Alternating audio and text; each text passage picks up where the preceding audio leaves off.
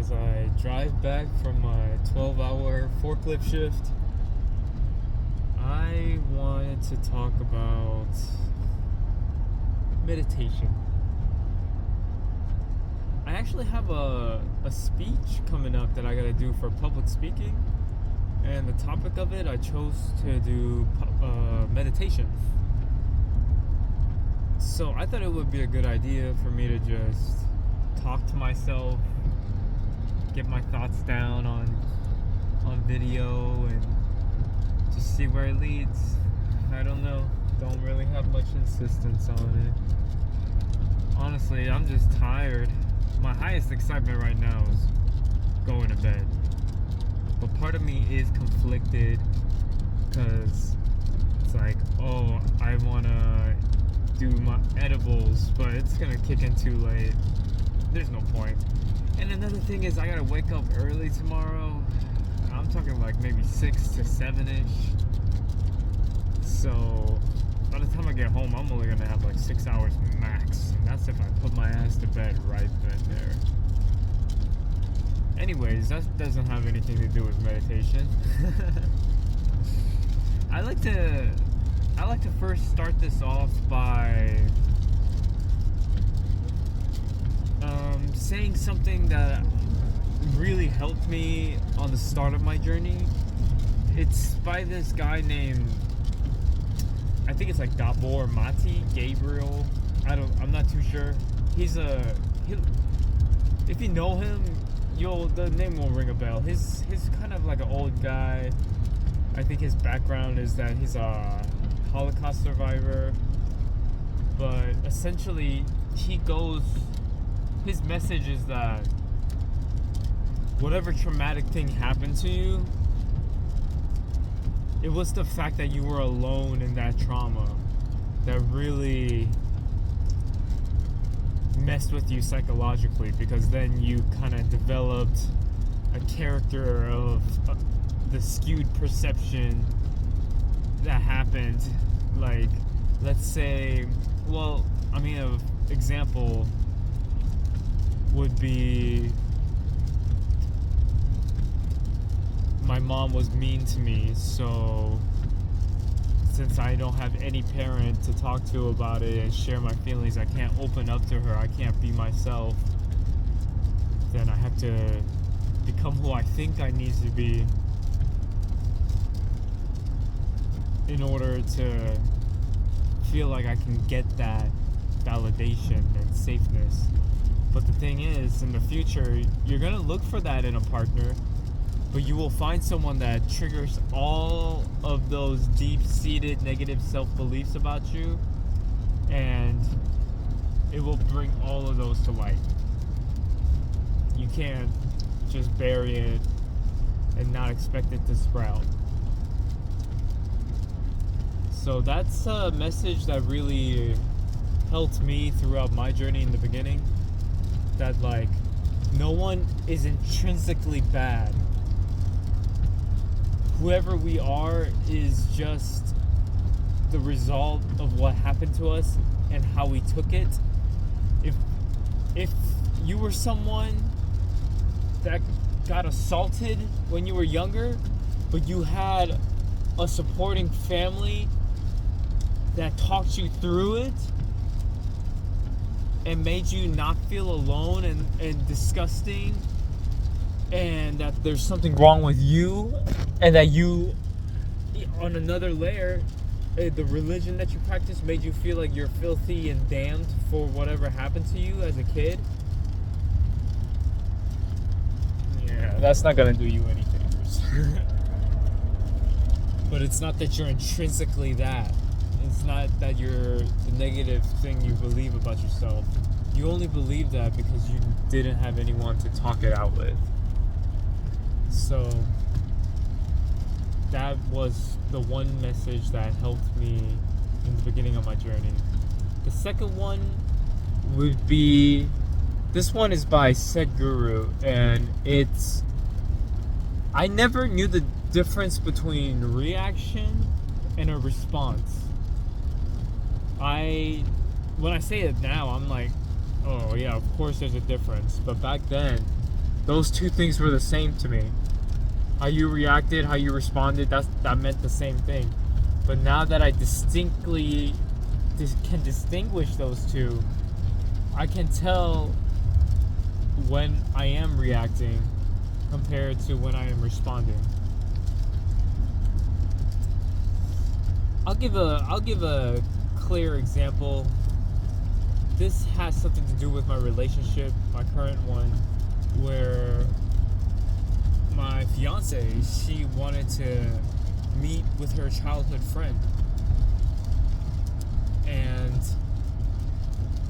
me personally,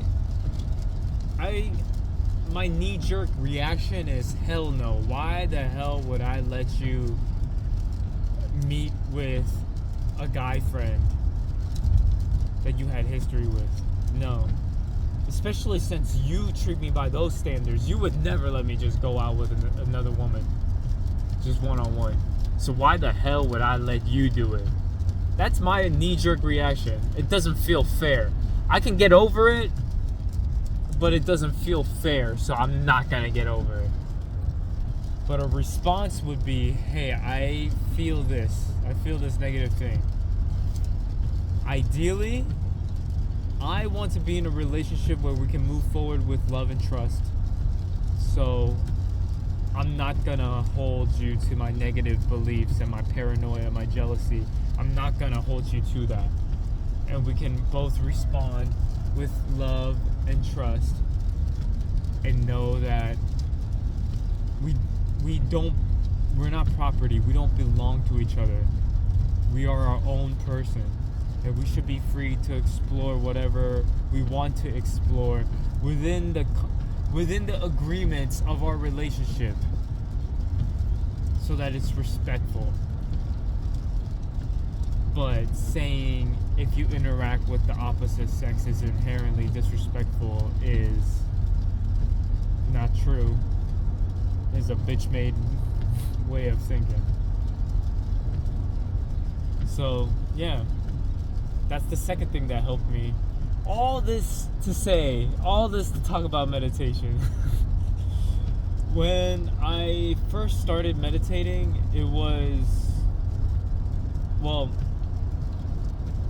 I first attempted it in junior year of high school because of what I was going through at the time. I went to a boarding school in Korea that I didn't realize I was going to be attending. So, needless to say, I was a little stressed out and felt betrayed.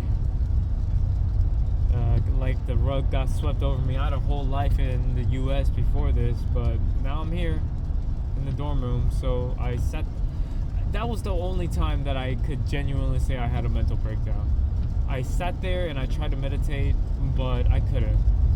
And back then, it's because I interpreted meditation as nothing, doing nothing, trying not to think, trying not to move. And that just wasn't a possibility for me. Even now, I do stuff. Even when I meditate, my outlook on meditation has changed completely. It's not doing nothing.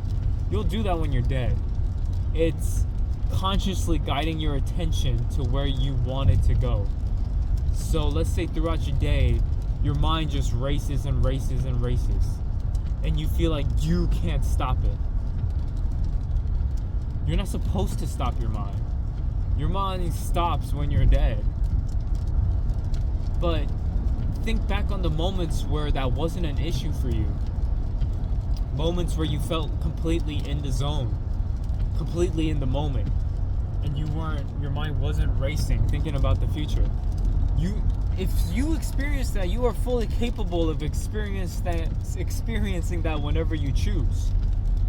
The only reason you can't, or you feel like you can't, is because you have a negative self-belief that you're not in control of your mind. And ultimately, you don't think you're in control of your mind because you think you are your mind. You think you are your thoughts. But guess what? You are not the body. You are not even the mind.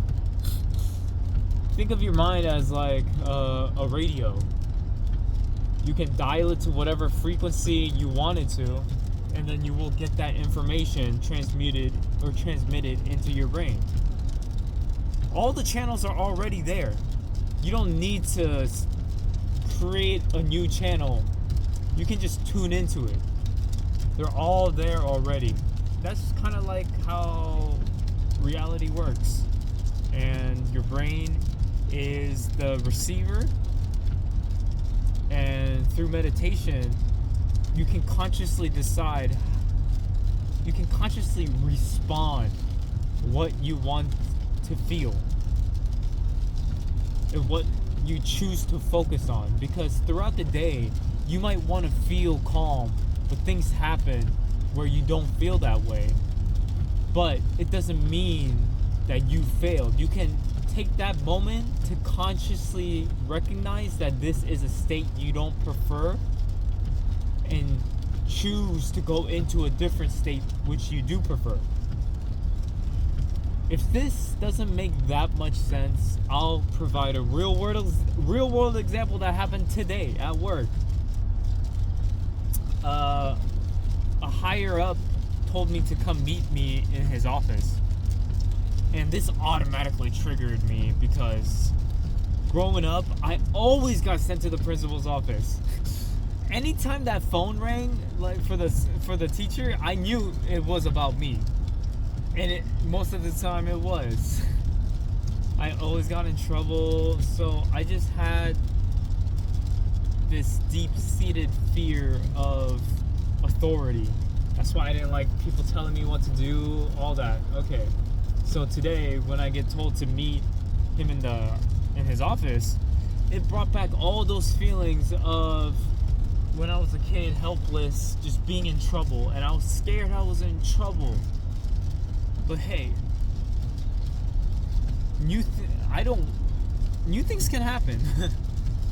I don't want to hold myself to the past and say only the things that happened back then can happen now. That's not true. I'm just feeling that way. I will consciously choose to remain in the moment and not buy into whatever my paranoia is telling me might happen. And just go to the office and see. Why do I think it has to be something bad? It might be a promotion. It might be a new opportunity. So I took the situation that made me feel bad, nervous, anxious, and consciously held on to the knowing that I can choose to feel however I want. When people don't take responsibility for how they feel, then they blame others. They say, oh, I'm angry because of you, because of what you did. But ultimately, if that person truly had the power to make you feel how they want you to feel, you are their slave. Why are you disempowering yourself and giving your power to another person and how you feel? It's because you don't want to take responsibility for your feelings and your actions. But those people will be the first ones to blame others. They will be the ones to say, no, it's all up to me. They're the most self-righteous ones. The ones that can't recognize that. So, all this to say, my outlook on meditation has changed a lot. And breath work, mantras,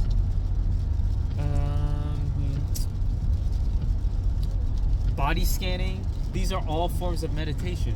Even doing the dishes can be a form of meditation when you don't do it habitually. You don't just see it as a task to complete. You see it as the complete moment of where you're supposed to be. Like I said before, every goal you have in the future, like I want to achieve this, I want to achieve that. You only want to achieve those things because you believe that it will bring happiness, and that happiness you believe will make you be in the moment ultimately. But ultimately, it is the most foolish thing to think that something in the future will help you be in the now. That's why I started just talking to myself on camera. I'm not filming myself. I'm not trying to create the best video.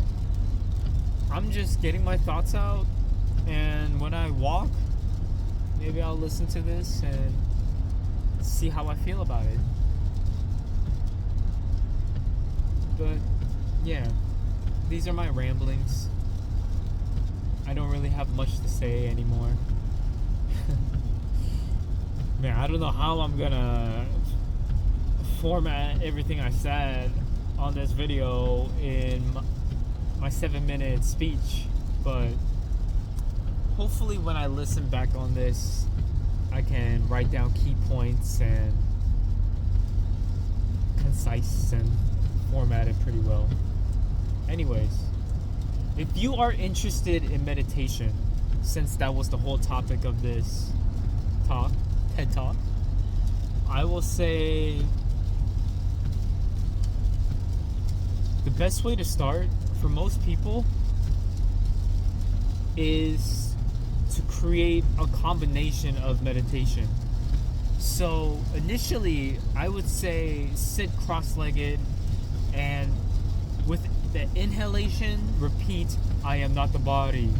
With exhalation, tell yourself, I am not the mind. Consciously. And over time, you will look out in life.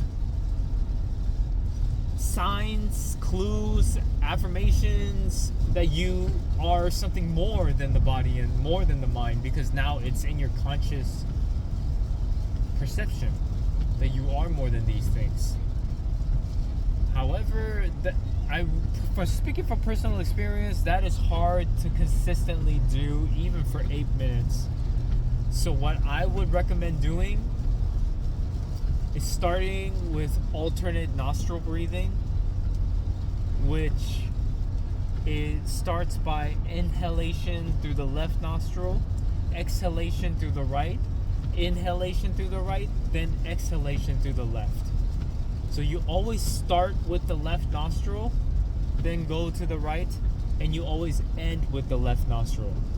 If you're gonna do this practice, look into it more, because you should know the specifics for this practice, because it's important. Like, your left hand goes on your lap, you should sit cross-legged, and use your right hand, your thumb and your pinky, to cover the corresponding nostril. And after this, then I would go into maybe 5 or 6 minutes of I am not the body, I am not the mind. And afterwards, I would do a mantra practice where maybe for 5 minutes, or don't even keep track of the time, man. Time isn't real. Just be in the moment of when you are doing the meditation. Don't worry about, I gotta do this for 5 minutes, or I gotta do this 21 times. No, when you're doing your nostril breathing, focus on your breath. Focus on how your lungs expand when your diaphragm contracts. Focus on how it feels when your exhalation is going through the nose. Just focus on your breath. When you are doing the I am not the body, I am not the mind, be conscious of what you're saying. Don't mindlessly repeat that. So, and when you are doing the Om meditation, it goes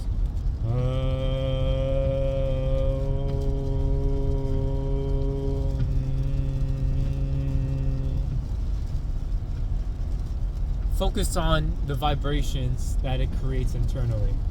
Again, look up the Om meditation and learn the significance of it before you do the practice. And I would recommend doing those 3 practices to start off with meditation, because when you just try to stick to one practice for 20 minutes at a time and you're just starting out, it's hard. And it feels like there's a lot of resistance. But in my personal experience, I felt like there's least resistance when you go from one exercise to another within shorter intervals.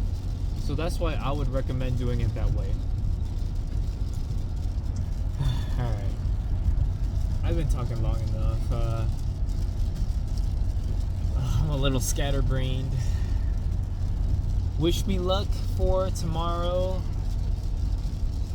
I want to create a video diary where I follow Bashar's teachings and follow my highest excitement.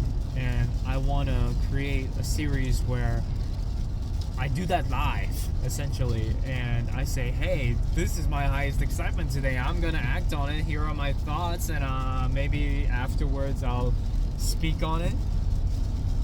I think that sounds fun, and I think that'll be really helpful, because whenever I hear messages like from Bashar, and it's the people asking questions, you don't really get much afterwards of, you know, what the people's experiences are like, if they took the message to heart and actually applied it. So I want to provide that part where I show you my processes of actually applying the teachings. And who knows, if what Bashar says is true, the most miraculous things should happen to me, even though I'm not insisting on it. So my highest excitement for tomorrow, technically today because it's 1 a.m, would be waking up at 6 a.m, taking a shower, stretching, do some meditation, go to the UNC Wellness Center by 7, go to the sauna, sweat, shower, and then walk around, pick some edibles, work out, do some schoolwork, all this before 11, and that's when I grab food and head to work for my another 12-hour shift, where I will be in negative 20 degrees in the freezer all day, and I will do pull-ups on my forklift. That sounds like my highest excitement. That's realistic, of course, because I'm fitting working in that formula.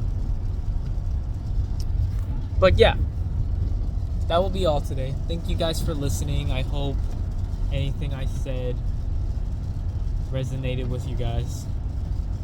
Just remember that everything you want is now.